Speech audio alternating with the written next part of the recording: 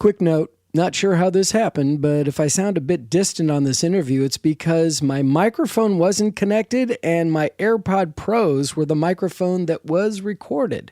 Strange, but here we go.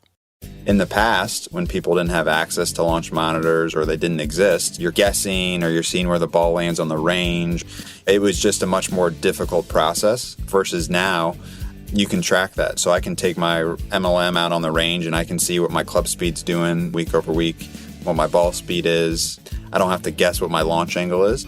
Kind of generally, you want your driver to launch between 10 and 16 degrees. Obviously, that depends on your swing speed. The slower you swing it, if you're swinging sub 90 miles per hour, you might want it closer to 17, 18 degrees.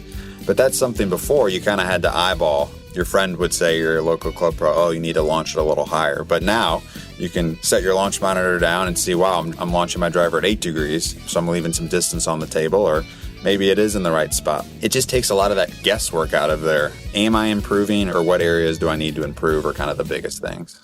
Hi, this is David Harima from Grand Rapids, Michigan, and I play at the Mines Golf Club. This is Golf Smarter number 851.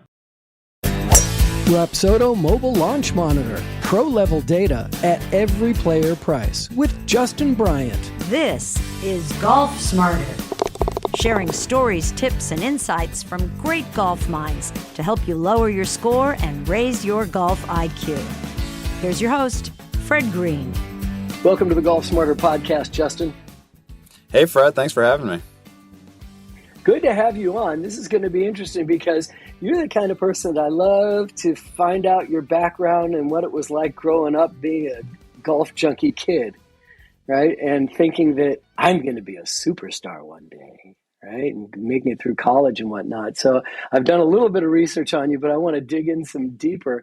And then we're going to talk about the company that you work for. You're the testing and research coordinator for Rapsodo. Is it pronounced Rapsodo?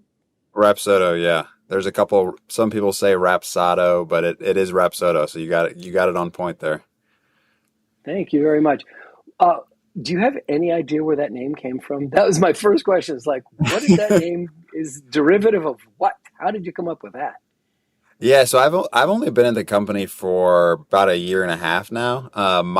What I heard was our CEO and founder kind of back in the day registered a lot of domain names, and Rapsodo.com was one of the ones he got. And when he started this company, he was talking to people trying to figure out what the name of the company should be, and he landed on Rapsodo. Okay, let's flip the coin and see what happens. Exactly. Here we are today. Let's figure out something that nobody can pronounce. It's a lucky guess if they do. And Rapsodo is let's tease this a bit. It's basically a monitor. It's like Trackman, but on your phone, right? But it's a piece of hardware that you can Bluetooth to your iPhone. I think it's iOS only. Yeah, so Rapsodo is a company to kind of take a step back. As we say, we're a sports analytics company that uses computer vision and machine learning to help athletes perform at their highest ability. So we're also in the baseball and softball space, which I know we're not talking about today, but we're also in the golf space. So our product out there right now is called the Rapsodo MLM, which stands for the Mobile Launch Monitor. So users, it's a $4.99 product. So you kind of get a hardware product that's about the size of your palm or a normal iPhone size. And that's actually the radar component of it. And then it uses the camera from either your iPhone or iPad. We're currently only iOS, Apple products. And so we got the radar from the unit and the video from your phone. And, that's how we get the data. So it's really cool. You have a shot replay off of every shot. So we store every video you hit, and then we have this data and kind of a shot tracer with it. So it's really, as you said, a Trackman is, a $25,000 product, but it's much bigger and it's much more expensive. And so we're bringing kind of Trackman level data to the consumer for a much more affordable price and better portability. That's really remarkable. How come no one else has been able to do this? I mean, how did you guys figure this out? We're getting into the Rapsodo part early. I still want to talk about you, but this is so compelling here. Yeah, so Who figured this out?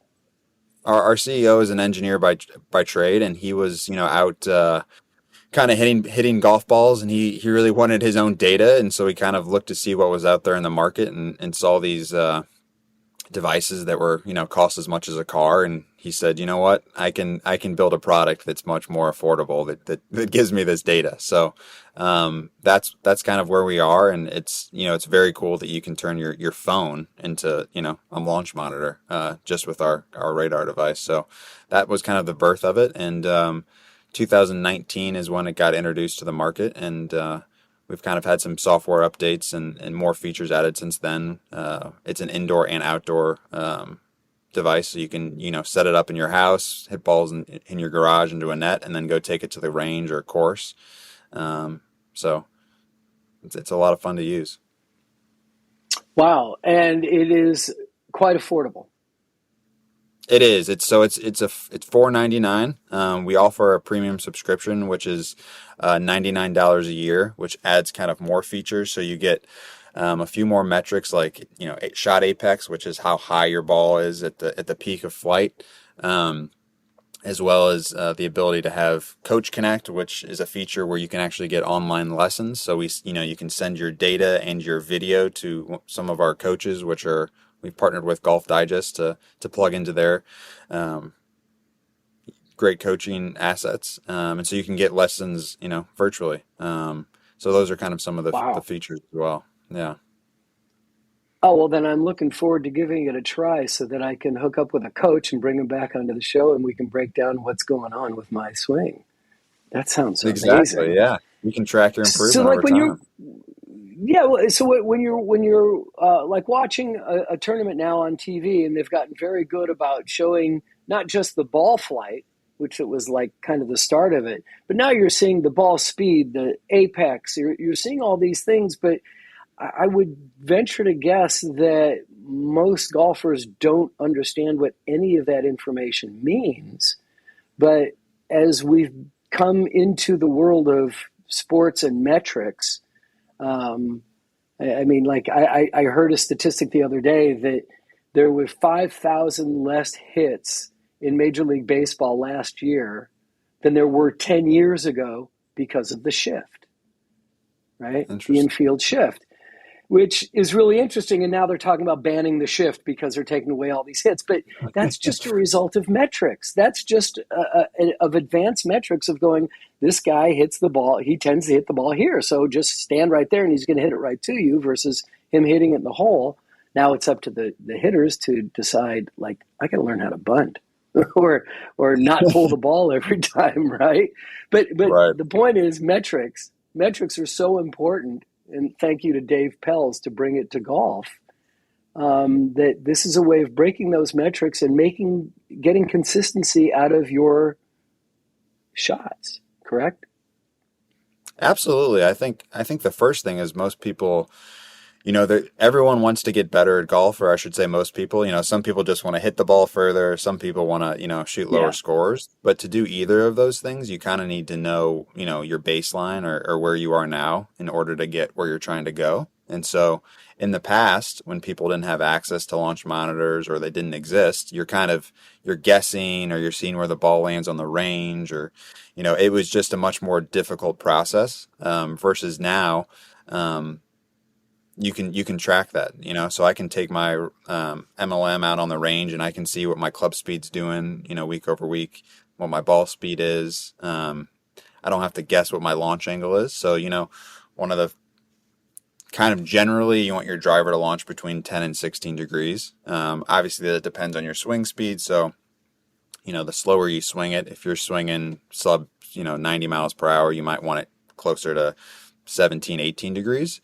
But that's something before you kind of had to eyeball. Oh, your friend would say, you're a local club pro, oh, you need to launch it a little higher. But now you can set your launch monitor down and see, wow, I'm launching my driver at 8 degrees. So I'm leaving some distance on the table, or maybe it is in the right spot. So it just takes a lot of that guesswork out of there of if I improving, or what areas do I need to improve, are kind of the biggest things. Right. I mean, like now, as far as the launch angle, my friends go, "Oh, you didn't hit that as high as you usually do." It's like that's how we recognize launch angle. If your buddy's going, "Did you mean to do that?" Hey, you popped that one up. So, yeah, I think it's good to have those hard numbers to go with it, that we can actually see. And I'm curious, like if you hit a 10-degree, if your driver's 10 degrees, okay, or 10 and a half degrees, does that mean that your launch angle should be 10 and a half degrees? That's not what that means, is it? That's not what that means. No, there's a lot of, you can kind of get real technical with like dynamic loft, which is the loft at impact. So your shaft will have a big impact on your impact position. And definitely want to, get with a fitter to kind of find that. But what ours will tell you is, the range of 10 to 16 degrees is kind of what I would say is a general rule of thumb, of where it wants to be. And so if you're at 8 or 9 degrees, yeah, you could fiddle, most drivers now, you can kind of just adjust the club head with the wrench to get more loft, but it could be a ball position thing. So you could have the ball too far back in your stance, just moving it up closer to your left foot. If you're a right-hander, will kind of help you hit up on the ball. Majority of people, hit down with their driver. But I think the tour average is around, they're hitting a little up on it, probably close to a degree up on it. So that's kind of, something that you kind of just learn as you kind of gather more data, and you're going to have to kind of fiddle with it, right, to see what the best solution is. And there is no replacement to kind of having a lesson with a PGA Pro, but you don't have that access every single day. And so that's why kind of the MLM can come into and kind of make sure you're guided in the right way. Fascinating. Hey, we're going to take a quick time out. We'll be back right after this. This episode of the Golf Smarter podcast is brought to you by MyGolfingStore.com, home of the Eagle Eye Rangefinder. Let's talk about the Eagle Eye Rangefinder. Actually, it's my favorite rangefinder, and it has all the premium features you need, like slope technology, an 800-yard range, and flagpole lock vibrating sensor. Yet, it's a fraction of the cost of all the overpriced rangefinders out there. And it's so easy to use. Just raise the rangefinder to your eye and find the pin. The Eagle Eye will automatically lock onto the target, even like me if you have shaky hands. And then it will vibrate when the laser has locked onto the pin. I have to tell you, this is my favorite feature because over the years I've used a lot of different rangefinders and I've always had the same problem with each of them. I couldn't get a clear reading because my hands were shaking while I was trying to focus on it. With my Eagle Eye rangefinder, I just click once and it locks on the target every time. Now, here's the best part. Usually, the Eagle Eye rangefinder retails for $259.97. However, we've put together a special 50% off deal for Golf Smarter listeners. That means you can get the Eagle Eye rangefinder right now for the ridiculously low price of only $129. Just go to mygolfingstore.com/golfsmarter. Again, that's mygolfingstore.com/golfsmarter, or click on the link at golfsmarter.com. And I'll also put the link in today's show notes. However, I do need to warn you that this is a limited time deal and it won't last long. So go to mygolfingstore.com/golfsmarter and secure your rangefinder while you still can.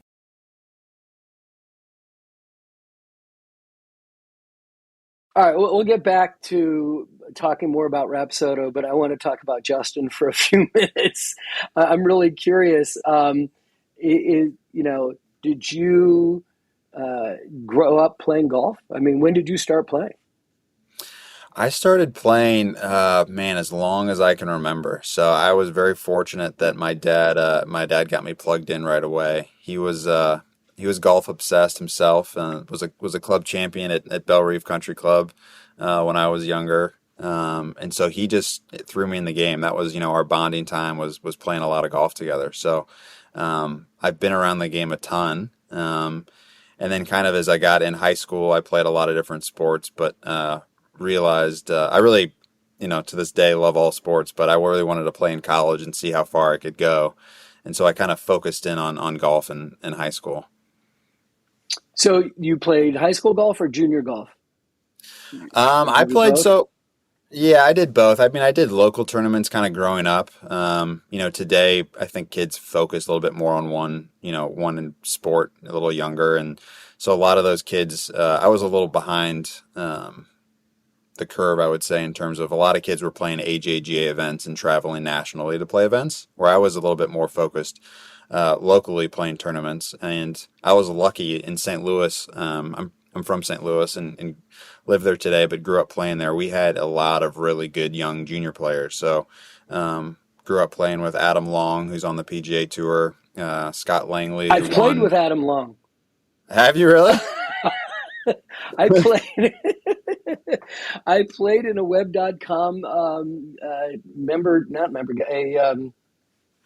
what do they call it? Pro-Am, right? Sure, yeah. And yeah. Yeah, and Adam Long, I'll show you the picture afterwards. Adam Long was our pro we were No playing way. with, and so I've always followed Adam, and I just think I just think he has the greatest Twitter handle of all time, right? A long golfer, right? Yeah, a long shot, I think. A long shot. Yeah. Adam Long, a long shot. That is the greatest Twitter handle in all time. That's so funny. Yeah. Say hi next time you talk to him. Yeah, no, I'll have to let him know. But so we had a lot of good competition growing up. Scott Langley was another kid we competed against, and he won the individual title at Illinois in college at NCAA's, and he played on the PGA Tour for a little bit. And there's a number of other guys that played D1 or professionally. So I was lucky to kind of be born when I was born in St. Louis, to kind of grow up and kind of, iron sharpens iron. So they were definitely way better than me at the time. So it was, a blessing to be able to compete against those type of guys. But you had to be winning too, or you wouldn't think that you could take it to the next level. Yeah, we my dad always taught me to dream big. So yeah, I was definitely hanging with him. So we, our high school golf team won states, my freshman, sophomore, and junior year. Wow. And then, I qualified for the U.S. Amateur when I was 18 in 2007, and then was on the golf team at Wake Forest. So that's a pretty good spot to be. You walk around that campus and see Arnold Palmer's name. That's the place you want to go. So, wow, that's crazy. It was. Did you ever get to meet Mr. Palmer? I did. Yeah, a couple times. So. Oh, at school at Wake Forest. I met him at Wake one time, and then I was a standard bearer for him at the 2004 U.S. Senior Open, I think. So I was in his group, and he was, everyone's got an Arnold Palmer story, and he was exactly that story. He's engaging with everybody, loved Wake Forest, just treated everybody like, he knew him. I remember when I was a standard bearer, I was probably, let's see how old I would have been, 14 maybe. And he just starts talking to you right away. Like, he knows you forever. So it's a lot of cool memories. I have some cool signed memorabilia from him that's back at home. Yeah. Okay. I'm really sorry to be ignorant. What is the term standard bearer or bearer? And what does it mean? So that is the person, if you see him on TV. No, stop. B-E-A-R, B-A-R-E, B-A-R-E-R? B-E-A-R-E-R, I think. Bearer. Okay, standard bearer. And maybe maybe that's not the correct word, but that's at least in my head what it is. You explain what it is, and I'll look it up while we're talking about it right now. Okay, so what did you do? So you'll see it more if you're at events. I don't know how much you see them on TV, but they're essentially they're normally kids.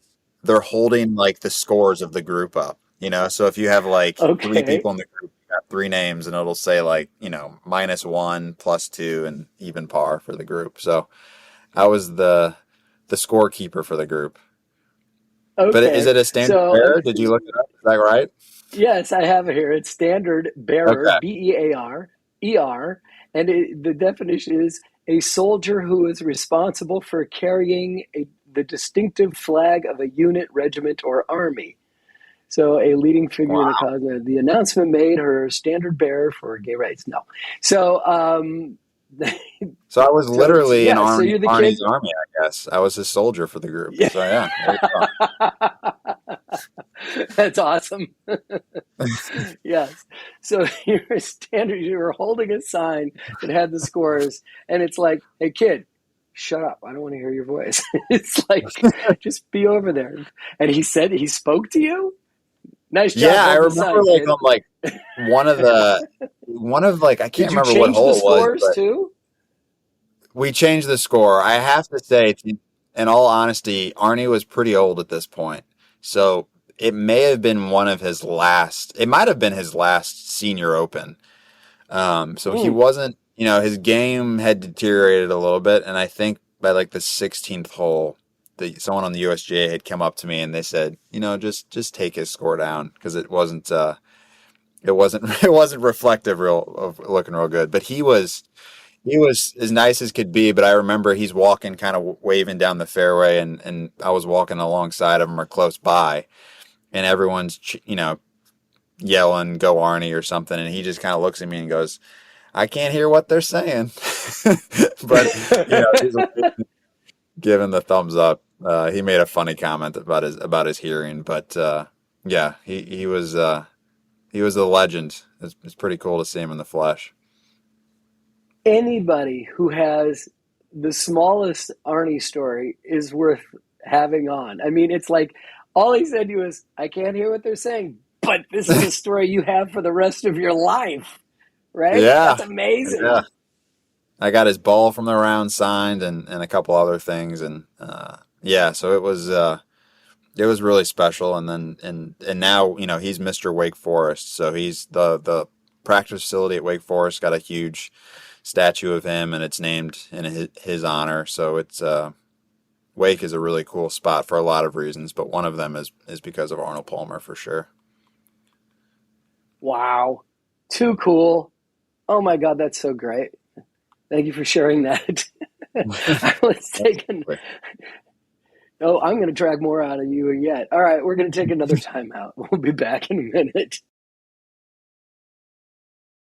This episode of Golf Smarter is brought to you by PXG Golf Clubs. PXG makes world-class, high-performance golf equipment for golfers of every skill level.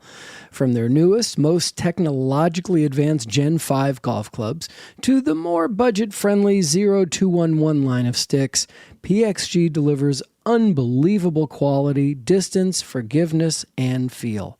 No matter your skill level, PXG has a full bag deal for you. Their flagship full bag offers include 14 clubs, PXG lightweight carry stand bag, head covers, and a hat. How can they do this and stay competitive with their pricing? PXG doesn't sell off the shelf. Every club is customized to fit your individual swing. If you've been in the market for clubs recently, you've probably been told that either A, they should arrive in a few months, or B, we're not exactly sure when you'll get them, but we'll call you when they arrive. Not with PXG. No shipping delays. They will ship your order in a week or less. So if you're curious, go for it and buy online at pxg.com or call 844-PLAY-PXG, or of course, visit a PXG store or fitting studio near you. PXG. Nobody makes golf clubs the way they do, period. This episode of the Golf Smarter podcast is also brought to you by DraftKings Sportsbook. Major golf means major winnings. DraftKings Sportsbook is your place for action during golf's final major in Scotland. New customers can bet just $5 and get $100 in free bets no matter what, win or lose. If Sportsbook isn't available in your state yet, you can still hit the course for cash with DraftKings Daily Fantasy Golf Contest. It's easy to play. Just pick 6 golfers, stay under the salary cap, and lock your lineup before the pros hit the first hole. Everyone can play for over $10 million in prizes. Don't miss the thrills of golf's final 2022 major. Download the DraftKings Sportsbook app now. New customers use code GolfSmarter at sign-up. Bet just $5 on the tournament and get $100 in free bets, win or lose. That's code GolfSmarter only at DraftKings Sportsbook. Minimum age and eligibility restrictions apply. See show notes for details. If you or someone you know has a gambling problem, crisis counseling and referral services can be accessed by calling 1-800-GAMBLER. That's 1-800-426-2537 in Illinois, Indiana, Michigan, New Jersey, Pennsylvania, West Virginia, and Wyoming. 1-800-NEXT-STEP in Arizona. 1-800-522-4700 in Colorado and New Hampshire. 888-789-7777 or visit ccpg.org/chat in Connecticut. 1-800-BETS-OFF in Iowa. 1-877-770-STOP or 7867 in Louisiana. 877-8-HOPE-NY or text HOPE-NY 467-369 in New York. Visit opgr.org in Oregon. Call or text TN Redline at 1-800-889-9789 in Tennessee or 1-888-532-3500 in Virginia. Must be 21 years and older or 18 and over in Wyoming. Physically present in Arizona, Colorado, Connecticut, Illinois, Indiana, Iowa, Louisiana, Michigan, New Jersey, New York, Pennsylvania, Tennessee, Virginia, West Virginia, and Wyoming only. New customers only. Minimum $5 deposit required. Eligibility restrictions apply. See DraftKings.com/sportsbook for details. All right, so you were good in high school. You make it to a great golf college with amazing history. You have a good team there too. And you're thinking to yourself, I'm going to the pros. This is like you've been setting your whole life up to, I want to make it to the pros. Right? I got to make it to the show. What happened? That was the dream. So I graduated in 2012 and I went for it. So I played for 7 years, just grinding away on mini tours, playing anywhere I could play. So I played some events in the U.S. I played, yes, in the U.S. 1 year I went and tried to qualify for the European tour, which is now I think the DP World Tour, and I didn't get full status there. I think I got like their challenge. I think it was called Challenge Tour. Now I don't know, or then I don't know if it's still called that. But it's essentially like their Corn Ferry Tour. That's their tour below there. And I decided not to pursue that just because they travel all over the globe, and it's a tough travel schedule. So I kind of decided to come back stateside. So really competed. I got into some Corn Ferry Tour events, played some on the Canadian Tour, which was the Mackenzie Tour at the time. So the PGA Tour, for those that don't know, the PGA Tour is kind of the top level. I'll equate it to baseball. The Corn Ferry Tour would be AAA, so that's kind of the tour right below. And then there's the PGA Tour bought a tour in Canada, which is the Canadian Tour. There's a tour in South America, the Latin Tour. I think there's one in China. I don't know if that one still exists. But the Canadian Tour would kind of be like AA baseball. The Corn Ferry would be AAA, and then the PGA Tour would be the big leagues. So, and then kind of under the Canadian, there's various what we call mini tour events. So they're standalone tours, or they could be state opens, or all sorts of events. Basically, I played wherever you could. So I'm talking to you here because it was unsuccessful. I just. Yeah. People are always like, well, did you have success? I was like, if I had success, I probably wouldn't be talking to you right now. But I had some victories on there on some small tours. I set a couple course records. Shot 62 at a couple of events, and you know, Wow. I played in some Corn Ferry Tour events. So I mean, there was definitely some highs in there, and grateful for those experiences. It's just the pro level is, there's only 125 guys on the PGA Tour, and it's a very fine line. So. I didn't make enough putts. So here I am, but I love the game, love the journey. I got my amateur status back. Kind of how it works is once you're a pro, that means you play tournaments and can kind of get some of the purse money. And if you're an amateur, you don't accept that. So you can actually reapply to become an amateur if you want to, after you're done playing. And they kind of have this they review your career, see how much money you made, how long you played. So once I decided to stop playing, I kind of end of 2019, I missed my card on the Corn Ferry Tour by a few shots, and then COVID happened, and I decided it was a good time to find something else. So I reapplied for amateur status, which I got back after 2 years, and so now I'm playing amateur events. So I still got to have those competitive juices, and hopefully make a run at the U.S. Amateur, U.S. Mid Amateur. That's kind of, my goals these days. So, Sure. Well, I'm sorry you didn't have tremendous success professionally, but you played professionally, man. I mean, it's like, because you're from St. Louis, I can throw baseball stuff at you all day long because anybody from St. Louis is going to be a diehard baseball fan. But, you think about like in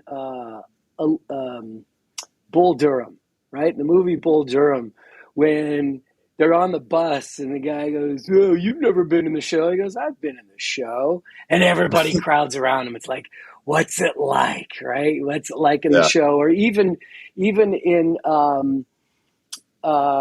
Field of Dreams, when Burt Lancaster talks about just that one moment where you just can stand at the plate and you see the green grass and it's a real field and you can wink at the pitcher as if you think he knows it. But even without success, and it's really hard to get to that level and succeed. We just now all we're bombarded with was the amount of I don't want to use the word. I will use greed. That is guys playing on the highest levels that are exhibition. We'll talk about live someday. But still, you got to be in the show. You got to play at that level. Yeah. No, I miss it. It was, you taste it and you kind of just want more of it. And me personally, I'm driven by, I want to be as good as I can be as a golfer. I want to, if I'm 7 under, I want to get it to 8 under. And, I still have that passion, and seeing, friends like Adam on the PGA Tour is awesome. But at the same time, it's like, it makes you thirsty yourself to wish you were out there or to get better. So, we'll see what happens. You never know. That senior tour will be calling my name here in 16 years. So we can get ready for that. Oh, God. Yeah. Okay. But then you end up at a company that is golf related. Yeah. So I mean, when you're in college, you're thinking, at some point I'm going to have to get a job or not, and maybe I'll be lucky and I can just make golf my life. But you end up, how did you get into this company? Yeah, it just was a beautiful accident. So, obviously, love golf, and I had an economics degree at Wake, so I was kind of honestly looking at a lot of different business type of jobs not related to golf at all. I kind of didn't think I would fall into that, but as I was kind of networking, talking to people, heard about this company, Rapsodo, and it's in St. Louis, and I was like, wow, really interesting. And so kind of started helping them slowly with just testing needs, and checking out the product, and realized how revolutionary the product was, and how much kind of potential there was for growth there. Because as I said, I was practicing, when I was playing professionally. I didn't have a Trackman myself, but I knew people that did. And when I was in college, Wake Forest had one, and I saw the huge benefits of being able to really see your numbers, see what's going on, to get the data. As I said, like, if you want to get better, you need to have a baseline and kind of know, to know where you want to go, you need to know where you are. So to really get those numbers in terms of, increasing distance and doing things like combines, which is a feature that's on Trackman, and I'm excited to say is coming to our platform here in the month of July. Those are ways to get better. Practicing your wedges.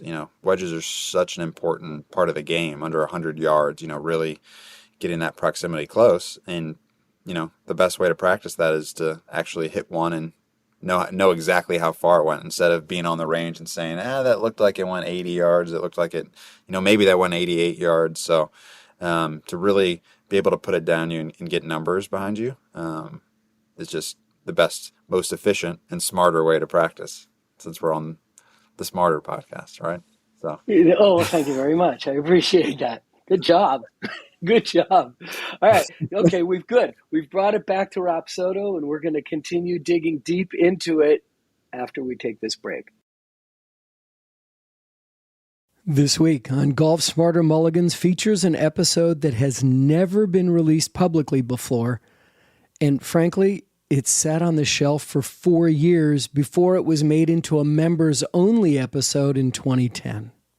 Our guest is one of the most famous golf course architects in the world, Robert Trent Jones Jr. Now, here's the backstory. In June of 2006, I was contracted by Troon Golf and flown to New York to sit down and interview Jones for a video project about a new course being developed in Puerto Rico. The original idea was to release the finished video on their course website, closely followed by a Golf Smarter podcast episode with the complete interview. Unfortunately, the project stalled, but I held tightly onto the interview before making it a Golf Smarter for members only episode. And now, for the first time, 16 years after I sat down with him, I'm letting this one out in the public. People ask me, what's your favorite course? And I say, the next one. I don't look back. I think forward. For me, it's an endless journey and a quest. But of the courses which have stood the test of time, Silverado was my first course in Napa. The Princeville courses and Prince course in Kauai got a lot of attention. The Moscow Country Club was the most difficult challenge I ever faced. It took 20 years to build it in Russia because it was then Soviet Union, went through all kinds of turmoil. And they didn't know whether they wanted golf or didn't want it, but we never compromised, and it's now considered the second best course on the European Tour by their own players. Many of the courses in the Far East, in Japan in the 80s, and now in Korea and elsewhere, are beautifully landscaped and well-maintained in mountainous terrain. Spanish Bay, done with Tom Watson and Sandy Tatum, was built simultaneously with Poppy Hills. Poppy Hills was just rated best public course facility in the country. One is a parkland course, and one is a linksland course, and they were built simultaneously by the same architects. That's Golf Smarter Mulligans, episode 167, featuring the legendary course designer from a legendary family of course designers, Robert Trent Jones Jr. Please, along with your subscription to Golf Smarter, subscribe to Golf Smarter Mulligans, the best of the Golf Smarter archives that are just no longer available on any podcast app. Plus, episodes that were never released publicly before. Golf Smarter Mulligans is published every Friday from wherever you listen to your podcasts.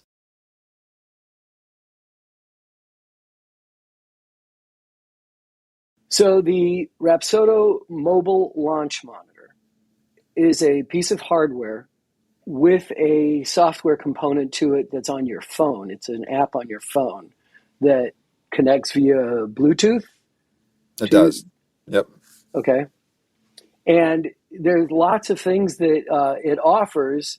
And I'm curious how much of this stuff that it offers, and offers whether it's indoors or hitting into a net, indoor or outdoor, or playing out on the driving range. And it really does compete with its $25,000 Trackman, doesn't it? Like, it does, point yes. for point. Yeah, we're within 1 degree launch angle, give or take 1 degree.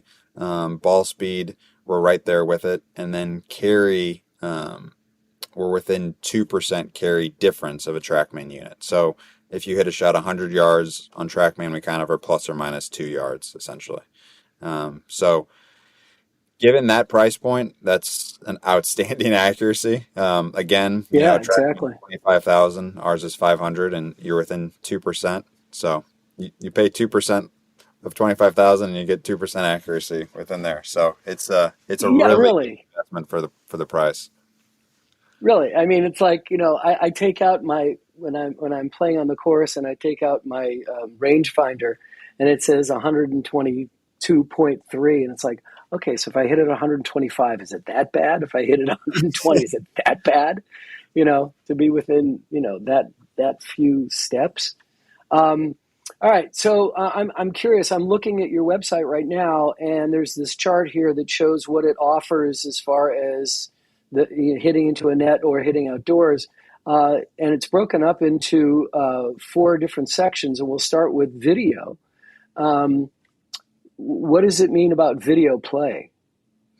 Let's Yeah. just break this down. Yeah. So when you have the device sits behind you, so like if you kind of Mm-hmm. think about it, your target's out there, there's you, and then there's the device. So you every single shot that is hit, we capture a video with it. So we clip it. It's not constant video; it's clipped to every shot hit. So you can actually go back in all your sessions and see a shot that you hit last year, for instance, with your 8-iron. They're all saved in there. So it's up to 10,000 shots, I believe, 10,000 videos. Wow. Yeah. Wow. So wait, so you just set it up behind you while you're hitting into the net, and you just turn it on once. You don't have to keep turning it on, go over and hit record, come back, hit record, come back. It's It just a just knows one-time when you're setup. Yeah. And the setup is super easy. It'll take you 30 seconds to set it up. really. You just turn it on, you open the phone. The first time you do it, we ask permissions for, video and audio, but the second times after that, it'll just link up to it. And so you set it down, and you can, some people like to review their data or watch their video while they're hitting. So it'll automatically play a replay after your shot. But if you just want to concentrate on practice then, and after you're done, go sit on the couch and review all your videos, you can do that too. So it's just really nice to have. There's other launch monitors in the market that give you data numbers, but you might see, I hit that 7-iron 165, and then I hit this 7-iron 145, and I wonder what I did differently in that swing, So with our device, you can actually go and watch the videos and see, I dipped in the downswing or whatever it was. You can kind of pair that data to an actual video, which is really nice. And then we give the shot tracer so you can see the ball flight. Okay, and the shot tracer happens outdoor only, not if you're hitting into a net, obviously.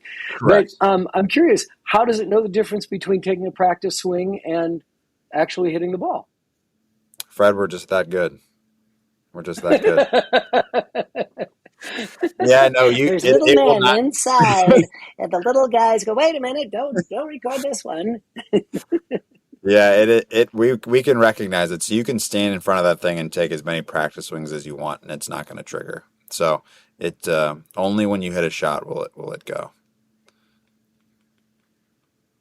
Okay, and then you can I don't get it. And then how about you can share these videos, right? If you're working with a teacher, they'll have access to it as well. Yeah, so you can, if you're, as I said, we have, you can export any video on there that you want, and it'll save to your photo album in your phone or iPad, and you can, share it on social, or you can send it to your coach or send it to a friend. And then we also have a feature within the app called Coach Connect, which is where you can actually share your data in videos with coaches that are on our Coach Connect platform. So we have a lot of Golf Digest instructors, and then we have our own teachers on there as well. So you can get a lesson at any time. Are you one of the teachers? I'm not. No, I'm not. Oh, well, then you're going to have to hook us up with one of the teachers. Yeah, we can for sure. Greg Barisol is a great teacher on there. He's, I think, a top 50 instructor on Golf Digest who gives a lot of good ones. So he would be the first one I would check out. Excellent. Okay, we'll do that in. Okay, so it also has one of the things that it's checked off here that it does is auto club recognition. Yes. So how does that work out? So that's just a nice feature when you're practicing. So you really want to tag the shots you hit to a specific club. So, if you went between an 8-iron and a driver, we'll actually list what club you hit. So you can kind of differentiate in your data. So you can do that by going down to your iPhone and selecting the club yourself, or you can just show your phone or video or iPad the club, and it'll recognize 8-iron or driver. So it's just a little easier way for people to tag their shots. Amazing. We don't have time to go over every single thing that it does, but I do want to get into some of the things about how we interpret it. But in the sessions section, it says that it has a table view of your shots. It shows your dispersion, which I think is really important. I've always found that to be really helpful. Shows trajectories, has video playback, and has a GPS shot map. Tell me more about that. Yeah, so when you're outside, you can go to your local range, and if you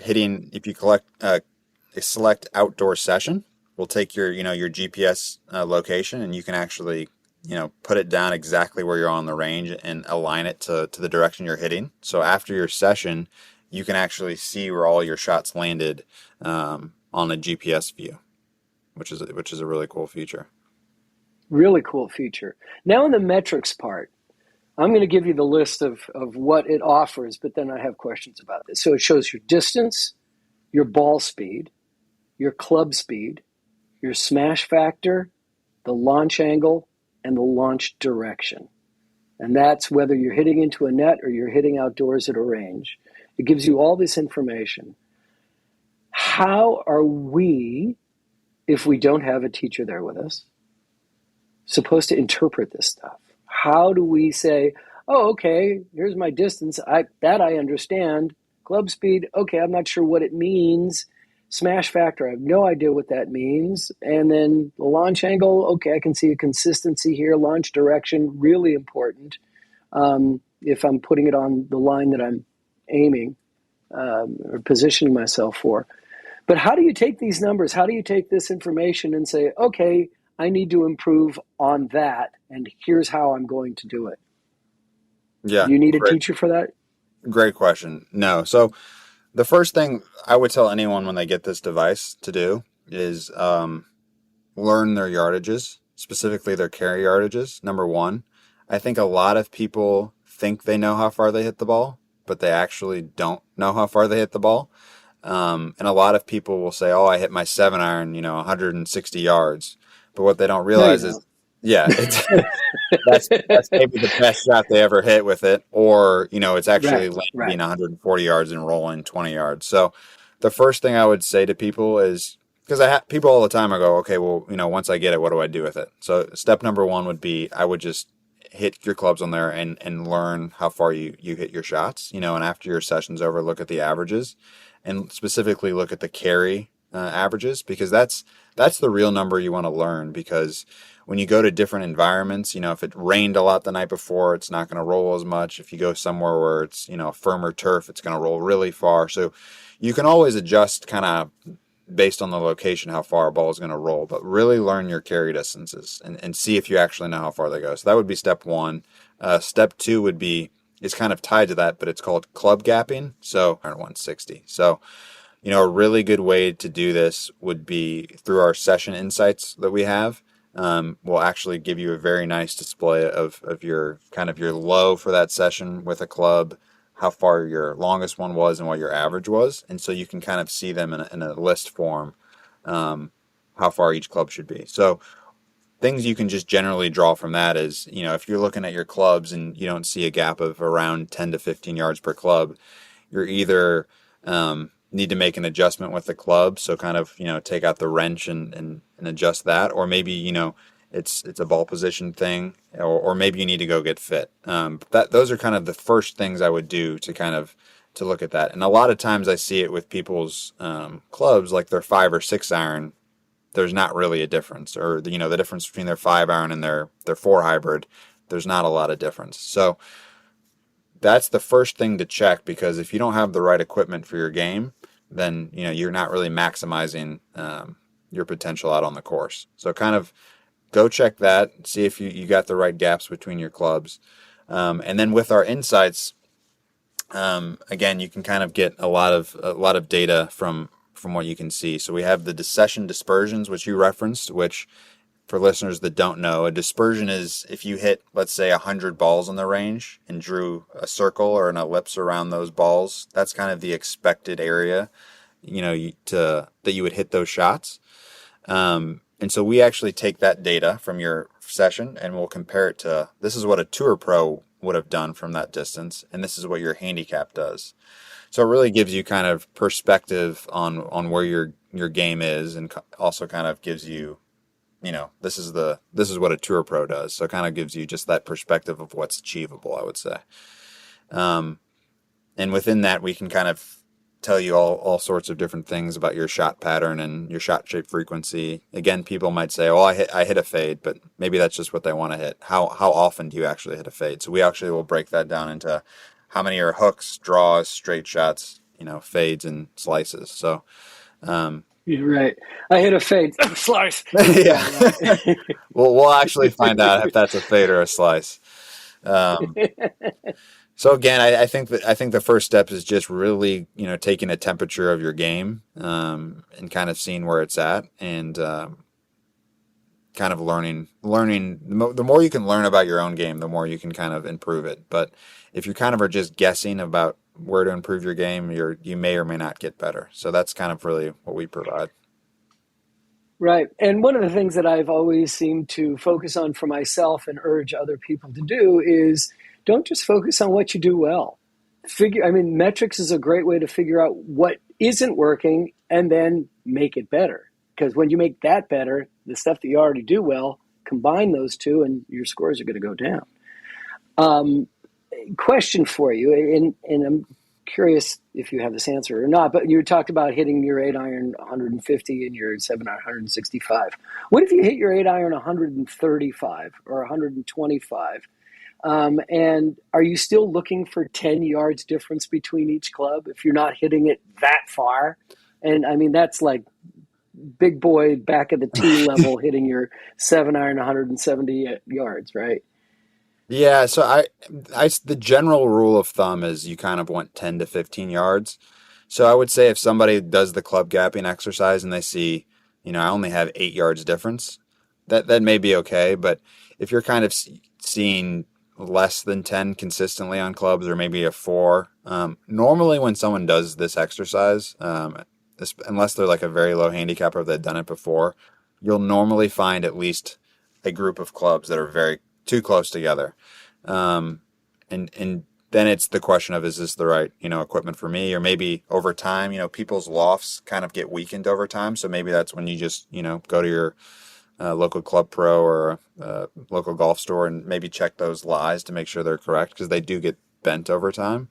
But most people will have something that's a little off. But yeah, no matter if you're hitting it really short or super long, you want to make sure you have appropriate gaps, because otherwise, if you have 2 clubs that go the same distance,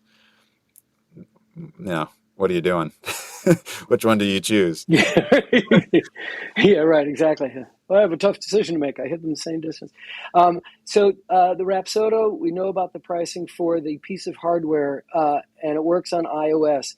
Is a paid subscription required on your iOS app as well? It is not required, no. So if you don't have a subscription, you can still use the product. The subscription just gives you a lot more features and benefits. So we have for instance, Apex is one metric that is only available with premium subscription. But as we kind of build out more features with the app, a lot of those are going to be part of the premium package. So I kind of referenced this earlier, but we have a very cool feature, Combines, that is coming out in July. That'll be only for premium subscribers. And Combines, I'm really excited about, because it's really, to me, the best way to practice. So what that'll be is a combine is really just a test or an assessment of your game. So it'll be our performance combine will be the first combine released, which will be a 24-shot test that'll take a user about 15 minutes to do. So you'll hit 8 shots each to 2 different approach targets, and then you'll hit 8 drivers. And you can either, choose the distances. So if you want to say, okay, I want to hit to a 100-yard target, I want to hit to a 150-yard target, and then 8 drives, we'll actually give you a score on each target and an overall score and a handicap reference to that. So you can kind of see, where your game is, the strengths and weaknesses. It's a really good health check on your game. And we'll give you, that score is measured based off proximity. So again, we'll give you the proximity of the pros to those distances that you chose, as well as your handicap level. And it's really interesting to see people's scores. We have somebody in our office that's probably, I would say, a 20 handicap. And when he's done our combines, he's about a scratch golfer or 2 handicap with his driver. But his irons, he's about a 30, 35 handicap. So it becomes very obvious that, wow, like you're really good with your driver, but if you got, better from 100 yards and 150 yards, your handicap would drop drastically. So it really just gives you very clear data on strengths and weaknesses. So it's been a really fun exercise to do it with people in the office, and I think users will really enjoy it. And it's fun, Absolutely. You'll want to be for the next time you do it. So what is the premium package subscription cost? Do you know? It is $99 a year. It's an annual subscription. Okay. Excellent. Well, it's a great value. It's a great deal. It sounds like a great product. I can't wait to get my hands on one. And then when I do, we'll bring in one of the teachers as well. Yeah, that'd be awesome. Again, and it's you can follow them online. You can, they're on YouTube. They're on Instagram. They're everywhere, and it's Rapsodo is RAPSOD as in David RAPSODO.com. And today we've been having a great time talking to Justin Bryant. Justin, thanks so much for your time, for sharing this information with us, and please say hi to Adam for me. I will. Yeah, I'll send him a text after this, Fred. Thanks. I really appreciate being on. So Rapsodo has sent me a review unit, and I've only had time to use it once into a net in my backyard. And I've got to say, I was really impressed with the results and the accuracy. Results being the consistency of my shots with that club. I only got to use it with one club, and the distance that it was saying for my carry, which is what I believed for that one club. But what I'm hoping to do next is to get some real data from the unit and send it to one of their instructors, and then have that teacher come on the show to discuss what all that data means and how I can use it to improve my performance with each club. So please stay tuned for that. The reason I didn't get much time to try it out is because my wife and I are in the 3rd day of recovering from having our grandchildren at our house for 10 days. I mean, they're a year, 16 months and 3.5 years. Exhausting. Basically, we've been sleeping and actively inactive for the last 48 hours. Oh, man, it was so much easier when we were in our 30s. Well, why is this so difficult? Chasing around kids like that. But while they were here, my son and I went out and played 18. And as I've talked about many times on the show, for him, golf is nothing but an opportunity to gamble. Why bother to play if there's no stakes in it? For me, there's so many elements in golf that you're competing against. The clubs, the terrain, the weather, your head, your competition, that bringing money into it I don't find that fun. He does. I don't. Like walking through a casino is easier for me than a 4-foot putt. But the beauty is that he carries a handicap, and I'd carry a handicap and had to give him 7 strokes. So to recap the round, to use his words, the front 9 was a bloodbath. I crushed him. But then on the back, I had 3 consecutive double bogeys. which allowed him to get back in the game. And then on the 18th hole, he tried to go for the par 5 and 2, but chunked his shot and then followed his third shot that somehow found its way through some trees and coming up short of the green, a chip and a double putt for bogey. Now, I had a great drive, but didn't want to deal with those trees, so I laid up to my current favorite distance of 110 yards. For my third shot, I had a great view of the pin from where I was, and that third shot to the green hit the base of the flagstick just inches above the hole on the fly. Well, then it kicked back above the hole about 15 feet, where I two-putted for par. Final totals, he shot 88, I had an 81, proving once again that the handicap system does work very well. I want to thank Dave Caldwell of Grand Rapids, Michigan for introducing today's episode. Now, one of Dave's Grand Rapids golf buddies, who we heard introduce an episode a couple weeks ago, told him about his free prize opportunity that he can receive just for introducing a Golf Smarter episode, and said, well, I want to be a Golf Smarter ambassador too. And so he did, and now is getting a Red Rooster glove and glove storage compartment. It's that easy. So write me or reach out on social media, like Dave did on LinkedIn, and become a Golf Smarter ambassador. Then you'll have a choice of receiving a sleeve of balls with the Golf Smarter logo, the Tony Manzoni video, or a glove and glove storage compartment from redroostergolf.com, where you can choose from 11 styles of gloves in 26 sizes to make sure that they will fit you properly. We really appreciate redroostergolf.com for offering a new glove to our Golf Smarter ambassadors. So win a prize just for leaving a voicemail. Write to golfsmarterpodcast@gmail.com or click on the Hey Fred button at golfsmarter.com and let me know that you'd like to do an episode intro, and I'll send you very easy instructions to make a phone call and leave the voicemail. If you have any questions, comments, suggestions for upcoming episodes, please click on the Hey Fred button at golfsmarter.com.